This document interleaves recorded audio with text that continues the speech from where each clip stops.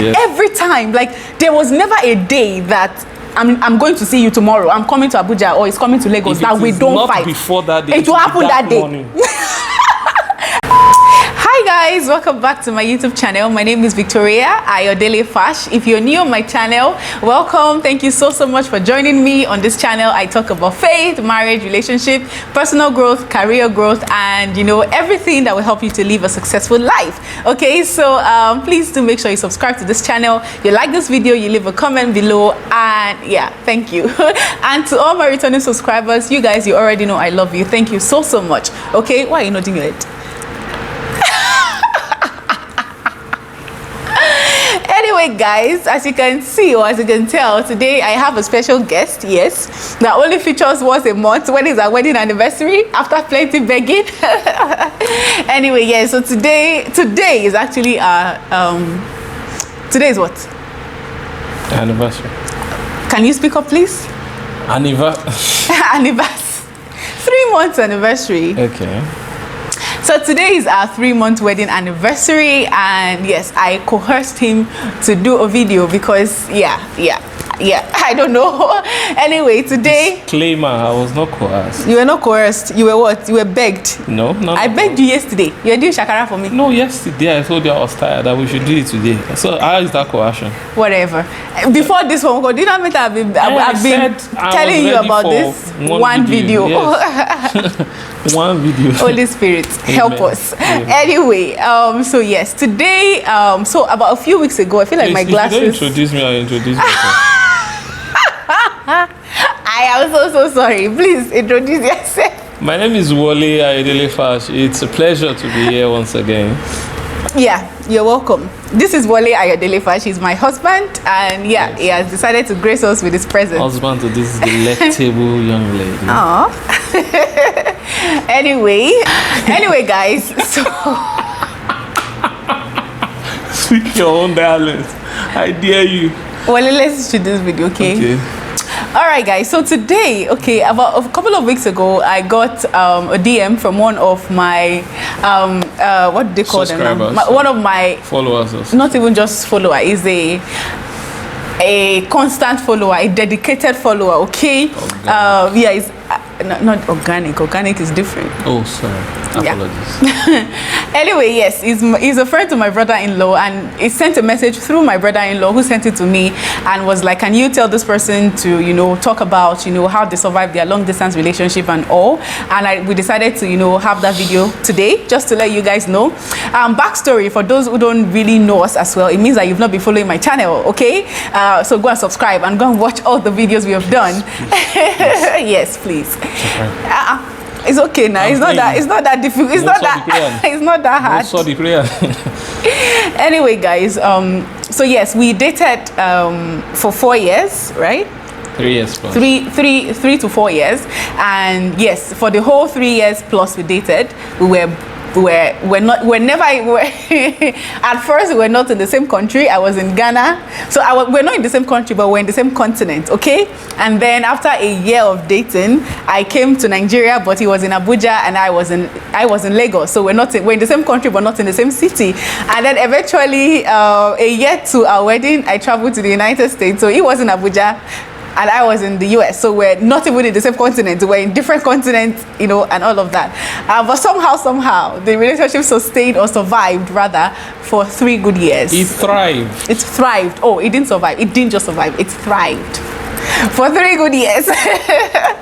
So we'll just be sharing some of the things that helped us to be able to, scale through, okay? Because there's always this ideology that which I think we should first talk about people not wanting to do long distance. I've had a few people say, oh, I cannot do it, long distance relationship it's a scam, and all of that. But what do you think about that? I used to be one of those people that would say I couldn't do long distance relationship. Like I have blind dated, but speak up please. I had blind dated, but it was just a blind date until we would meet in person, and the relationship commenced. But I've always thought that if I was going to have a serious relationship, it has to be physically some at least within reach, someone within reach. But as it happens, I think maybe they say never say never. As you grow older, there are you change you just change some ideologies. You just realize that they were ill-informed. So that's that. I think so too. I also did not, in short, I had this family member, let me not be so specific, who met her husband on Facebook and stuff like that, and I was part of those that bet that this marriage is going to break up because what was Facebook love and all of that. But yeah, I've grown, or I've come to realize that it's not always the case. There are lots of long distance relationships that actually survives. So don't, because of the distance, turn away a potential husband or a potential good future partner. Okay, so so today we'll be talking about how we survived, what helped us, and some of the things, and basically sharing our experience and giving you guys advice on your long distance relationship. Okay, so we're going to start with you. Are you ready? So what is the first thing you would say or you would advise, or something that helped us in our own long distance relationship that you advise someone to have? I think off the top of my head, I'll say the first thing to ascertain is the level of commitment. Ascertain how committed you guys would be to each other. That will probably be like a roadmap for the relationship. So you'd know from the outset if it was going to be an affair, it was going to be a fling, if it was going to be a serious deal. I think in my case it was direct. I came at her, or I followed her with the mindset that this was going to be a serious thing. So from the outset, I bared my cards that this is what is involved. It's going to culminate in a marriage. It's not a fling. It's nothing unserious or whatever. So that set the pace for us. We could from there plan how we would move with our relationship. So it was very clear. So I think once the parties involved, I don't know if that language is correct, but once the people involved in the relationship from the outset set out the level of commitment to be expected. Would it be exclusive? Would it be whatever, all the parameters that commitment requires. Once that is clearly spelled out, I think it would be a very good roadmap into what the relationship would turn out to be. Yeah, so I think that's very important. I mean, knowing that we are committed to this is what we want, this is what we want to achieve. Okay, knowing that you are all in. It's not like when we are together. The moment we are apart, I'm free to date a person, or is free to date around and all of that. You need to know that we are committed to this, and distance will not be a hindrance to this relationship. Okay, so I think in addition, I remembered something. We agreed that this was for the long run. Yeah. So any issues that comes up, any issues we have, we are going to work it out. There's no room like, I've gotten to this stage, I don't think I can continue. Yeah. Whatever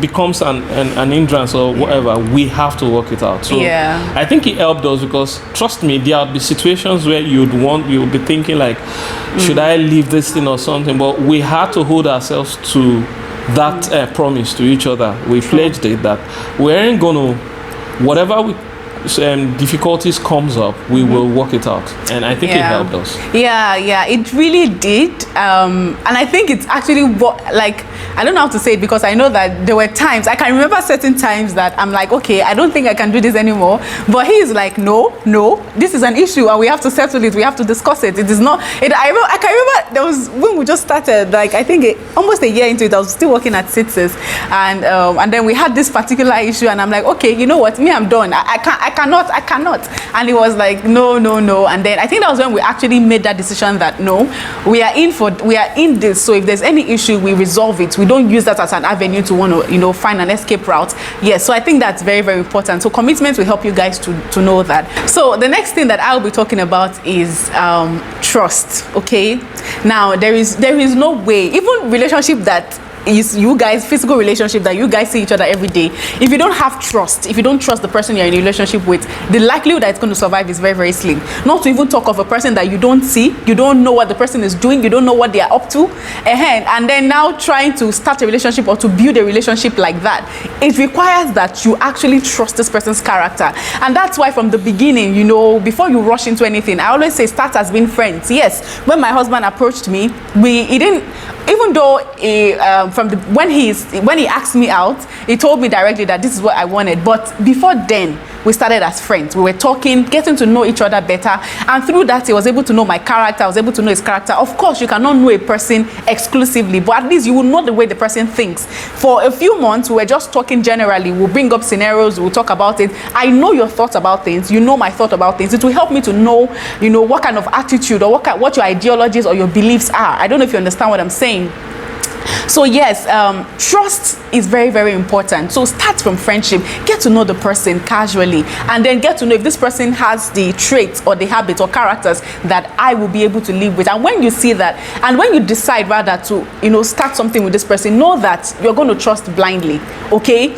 Whatever he says, I'm going to accept, because the moment you start questioning every movement, you want to know where he is, you want to know whose voices we're hearing in the background and all of that, it means that there's a question in your trust and all of that, and those things are going to come up. But you just need to go back again to his point on commitments that, okay, I trust this person I'm in a relationship with, and you know, when I have any doubt in my heart or in my mind about him, I ask him, and when he explains, okay, I accept it as that's the truth, okay? And if it doesn't make sense, continue to ask questions until you are assured that, okay, this person has given me enough assurance on this thing. So the moment you have doubt, you ask, but don't pile those things up in your mind, you know. Trust is very, very key. You need to trust the person. You really, really need to trust, because you are not seeing the person. You don't know what they are doing. So you need to just have, and for us, okay, for our relationship, for me personally, from the beginning, I never entertained any thought of, what about if it's with this person or that. No, from the beginning, it never ever crossed my mind, because like he said, commitment is key, and I know he's committed to me, I'm committed to him, and you know, yeah, so it was never a thing for me. Although I won't lie, there were some times that some thoughts like that would creep in, but I know his character, I know the kind of person he is, so I don't let those thoughts to dwell, okay? So yeah, I think for me, in relationship or in serious relationship, my default mode is to trust you first. I trust the person, my partner first. Okay. I don't go with the mind of second guessing or trying to check your facts. Trying to test the person. I don't do that.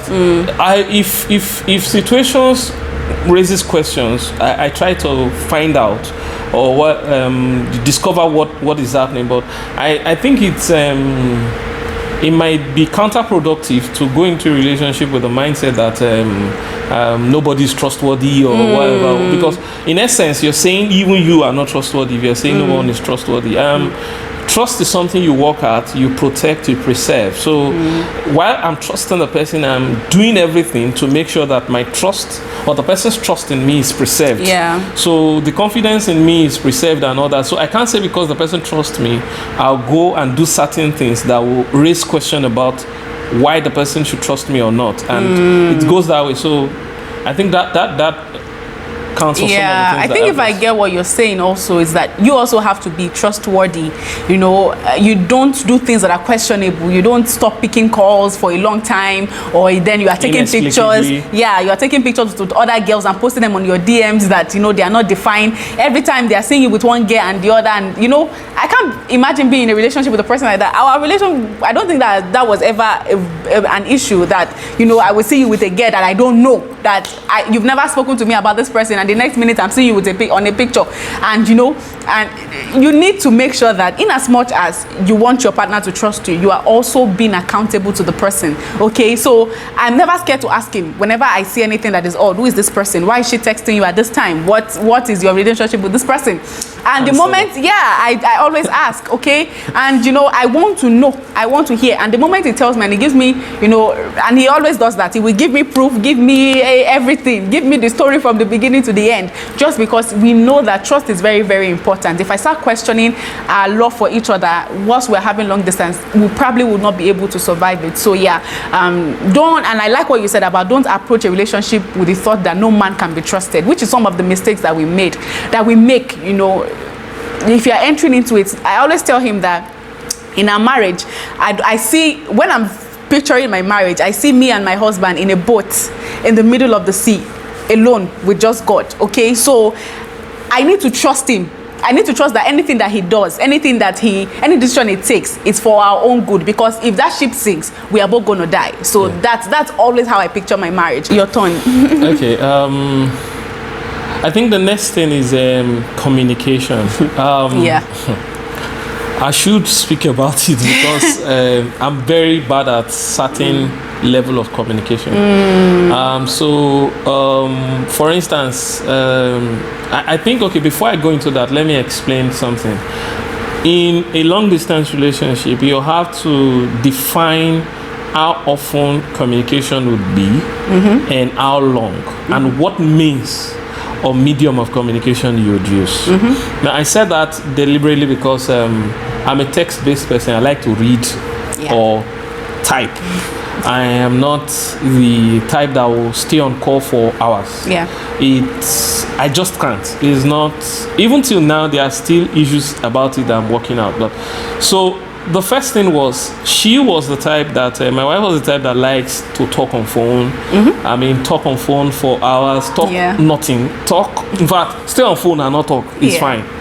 But for me, like, I can't do many things while I'm talking. But I can do a lot of things while I'm typing. So it was a lot of struggle for me to become that person. And I've even discovered that I'm that person we are more than any other person. If anyone who calls me at certain times, I won't pick your call. She's the only person that can call me anytime, even in a meeting that I am obliged to either respond or stuff like that. So I still have a lot of problems, but I don't know how I managed to do it. Maybe it was her perseverance, because man, she was insistent. She was insistent on it, that it was a no-brainer. So I had to force myself to become that person that because for me before it was good. I'm dating someone, we chat for 3 days, we haven't spoken in person, I'm fine. I can chat with you for 3 days, a week. If something urgent or something that requires us talking doesn't come up, I don't need to talk. But she changed that for me, and I would say that it helped us significantly, at least because of the distance and the fact that we never stayed together in a location for up to 3 weeks or a month during the 3 years plus we dated. So we would, even when she was, I remember that when she had to go to the US, that was when I took I got a MiFi from all of these service providers, because I knew that our communication would be mostly via all these media platforms, instant messaging and video apps. So that, because that's what we resorted to. So you'd see times, and it would take a lot out of you, especially with the distance. For instance, while she was in the US, the time zone difference was 5 hours. Sometimes there was 6 hours. So it means that when I get back from work, she's still at work. And by the time she gets back from work, it's middle of the night. So I get to wait up sometimes. Sometimes she has to do something, or something keeps her awake. And so sometimes I'm awake till 2 a.m. in Nigerian time. Most times. And she, like, for instance, when I wake up in the morning, I know that she wakes up around the time that it's almost afternoon for me. So it was a lot of adjusting. It will take a lot of commitment on either party, depending on whose side the thing swings, because sometimes it will swing on my side, sometimes it will swing on her side. Incidentally, because she was abroad, it swung in my side, and I just decided from the outset that it wasn't going to be a problem. So whatever it was going to take me, I didn't mind. Like, once I collect my remuneration, once I get paid for the month, one of the first things I do was internet subscription, because I know I needed it. So it's like that. It will take commitment. It will take you being determined. But it's important, because especially if you're with someone that likes to relate. If you're with someone like you, if you're not that programmed, maybe. But if you're someone that requires it, man, you'd have to cross that hurdle. Yeah, I think, yeah, you are so right about everything. I mean, our relationship, like I said, has always, from the beginning, gone from Ghana, there was always an hour difference, okay? And then when I traveled out, it was 5 to 6 hours sometimes. So most times he's the one that always has to pay those prices, because I'm leaving the office around 5. It's already 12 a.m. over here, but he's always awake. And because we have a ritual of always talking before we sleep, like, unless maybe there is an emergency, even the emergency going, it means that we'll talk shorter. Yeah. But most times we talk like every night. You don't want every night before we sleep. Okay, so when we just started dating, we used to talk. Have you forgotten those days? We used to talk all night. We literally would talk. Maturity. We would talk. If I give you no. Maturity and responsibility caught up with That's true, Sha. We'll talk from, and he goes to work the following day. I will also go to work the following day. So we'll talk from 8 p.m. in the night to 5 a.m. in the morning. I will realize that, oh my God, we have not slept. In that talk, we'll talk, we'll gist, we'll fight, we'll settle, we'll talk again. Oh my God, those days, those were the good old days. We'll get to work the following day and start dozing, and we'll come back in the night again and start all over again. That was because it was too sweet in us, but eventually we had to put process to it. So yes, communication is key. You cannot have a long distance relationship and not communicate. And then he was talking about text and call. My husband is a text person. I'm a call person. I know this thing caused a lot of fights between us, because I'll come to work and I'll come back from work and I'll be so upset because he has not checked up on me today. But in the morning he has sent me a message. In the afternoon he has sent me, how are you doing? How is work? We have chatted, but to me, we have not spoken. So it means that we have not communicated. And then when I tell him that, so when he calls me in the night, I'll be like, oh, so now you just remember to call me. This is an argument that happened, if I can count how many times in our relationship, maybe over 50 to 60 times. Like, I'll tell him that, oh, so now you're just checking up on me. And you'll be like, what do you mean? We've talked today. How did I know that you did this? But, we chatted. But in my own head, we have not communicated because we have not called. So yes, you guys need to know each other, know the person's preferred mode of communication, okay? And at a point, I saw it as he's not chasing me enough because I'm the one that have to call him. But I forget that he's the one that actually texts me, the most. So it was a lot of issue, because me, till now, I still don't see how you can say you are in a relationship with a person and you have not heard the person's voice in a day. I can never understand it. And it's not like your phone is missing or something, but you say you are chatting. To me, it does not make any sense. It does not. And I mean, but everybody's personality is, it's different. But eventually he caught up with it and he started to like calling, He started calling to the extent that at a point I'll be like, with me, that I'll be like, well, please, I can't talk right now, I'm tired. But yeah, communication is key. You have to take advantage of technology, take advantage of everything. We, at a point when WhatsApp was giving us issue, we moved to Skype. Sometimes we'll move to Telegram. Sometimes we'll move to, oh God. And because you cannot be spending money to be calling internationally all the time, you have to take advantage of those platforms. So communication is key. You have to talk every time. Every time you have the opportunity to. Sometimes when I'm on break at work, I call him. When he's on break at work, sometimes we put our break together so that we'll be able to talk while we eat, and stuff like that. So communication is key. You have to always. You cannot be in a relationship with the person and the last time you heard the person's voice is a week ago. And it's not like maybe it was out on the site, there was an issue or something. No. So yeah, communication is very, very important. Yeah. So the next point that I'll talk about is when you guys have the opportunity to be together, always take advantage of it. See, in as much as technology has made it easier, you can FaceTime, you can, talk, see each other's faces, it is different when you are together. There are some discussions that we knew we could not have until we meet. So when we have those discussions, we said, okay, when we meet, let's talk about this, because we know that this is not a phone discussion. There'll be discussions that you cannot have on phone that you have to see face to face. So I used to write them down on my notes, okay, and when I come, I say, even though sometimes we end up not talking about it, we'll be so focused on being in each other's company that we don't communicate those things. But most times I try as much as possible to bring up those issues, and he also does that so that we'll discuss them. And anytime you have time to be together, be together. I'm not saying that you do anything ungodly, but I'm saying that anytime you're together, take yourself out on dates, take advantage of those periods to know him, know his family members. Whenever we are together, whenever we have the opportunity, or I'm coming to see him, maybe from Lagos, I pass through his mom's through Akure, I either sleep at his mom's place, to come over. Anytime there's an opportunity, get to know them, get to know their friends, get to hang out together, get to talk. Sometimes I think we mentioned it in one of our videos that when we are together, we hardly hang out, we hardly go out. but we are all, because we are always indoors, we are always talking, we are always gisting, we are always playing, we are always looking for creative ways to keep each other company, you know. But I would advise that you go out together, you hang out, you go on dates, you make yourself happy, make the times you meet, make it memorable, make memories for each other. There's hardly a time we meet that we don't buy presents for each other, or that he doesn't buy presents for me. Yeah, that's true. Yeah, but that's because I always buy present for him when we are not together, and he doesn't do that. So whenever we are fitting, yeah, we always put a balance. Yeah, we always put a balance. There's never a time he's coming to that he knows that we'll be seeing, that he will not, you know, make arrangements, buy something, buy a present just to say, hey, you know, it's nothing, but it's just to show my affection for you. He will cook for me. He will do all those things because usually I'm the one going to see him. And whenever he's coming to see me, he's coming to my family's house, to my parents' house. So my mom is always welcoming. Like anytime we meet, we make sure that we take advantage of that time to see our family, see our friends, hang out together. We take long walks. Remember the day we went to my mom's office, we walk all the way from Isolo to, just because I know that the moment I enter a car, it's going to go another way place. So we will take long walks together just so we can be in each other's company. So anytime you are able to meet physically, make sure that you make memories. Yeah. In addition to that, I think I like to just mention that human touch, there is nothing like it. Like we are not created to be in isolation. It's one of the reasons why when you want to punish someone in the prison, they put them in isolation wards or something, because we need each other. We are best when we connect with other human beings, and when you have affection for the person, when you love someone, seeing them sometimes solves a lot of problem. There has been a number of times when we have issues that we've been trying to solve that we haven't solved well.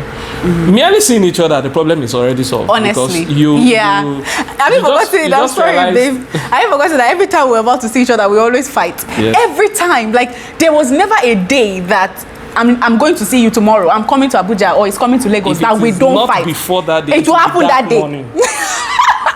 I remember there was one of the last ones we had, that you came to my house, that mommy was the one beating me, that I should go and talk to you. Like, anytime, I don't know if it's a fiction, I don't know about anything, but when we're about to meet, we are always, there is something will just happen before we meet. But the moment we see each other, that day that I was gingering, that I was telling my mom, when he comes, the moment I saw him, you see all those anger, just...